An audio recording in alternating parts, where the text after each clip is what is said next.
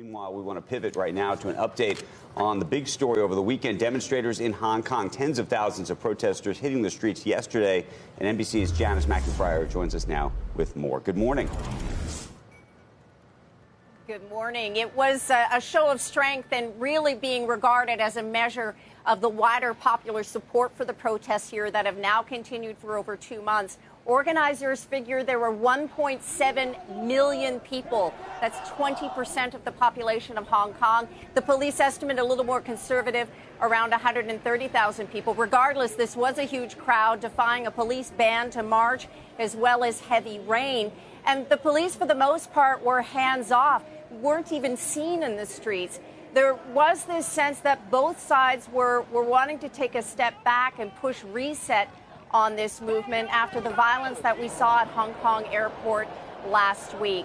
Meanwhile, on the mainland and on Chinese social media, the propaganda offensive continues, now seeming to focus on multinational corporations and businesses, threatening in particular the big four accounting firms, suggesting that if their employees or executives show any sort of support for this protest movement, that they will be punished, alluding to what happened with Cathay Pacific last week.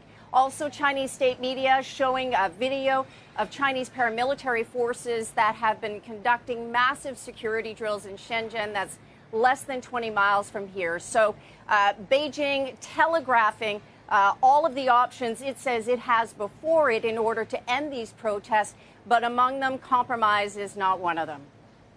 Okay. Janis, appreciate it very much. I was curious about what you think the future of the Cathay Pacific situation is going to be, but Becky, I think, also may have had a question. Go ahead. No, go first. Yeah, no, on Cathay Pacific, obviously, it is going to take on a world of hurt, but in terms of who's running that company now and whether the Chinese government has real influence over it, what happens?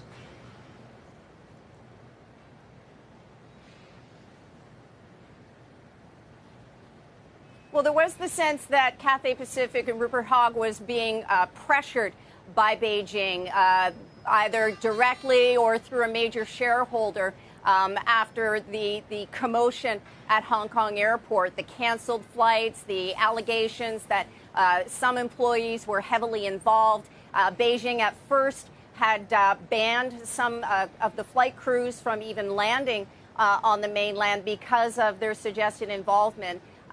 What this has done unofficially is sent a very strong message to a lot of the multinationals here, although so many of them won't go on the record to say so. They are feeling some pressure, this sense that Beijing is keeping a close eye and a close ear on this situation. That targeting the big four accounting firms was the direct result of an ad that appeared in a local Hong Kong newspaper last week from employees of some of these firms voicing their support for the protests.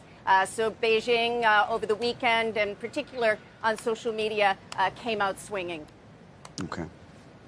Just to add to what's been happening with China, you saw that stocks were up there despite what we've seen with some of these protests and beyond. That's because China's central bank on Saturday unveiled a new key interest rate reform that's going to be steering borrowing cost lowers for companies. People are looking at this as a stealth rate cut. Janis, thank you very much for your time. But again, if you're watching what's been happening with the markets there today, that's why you see these big gains for both the China markets.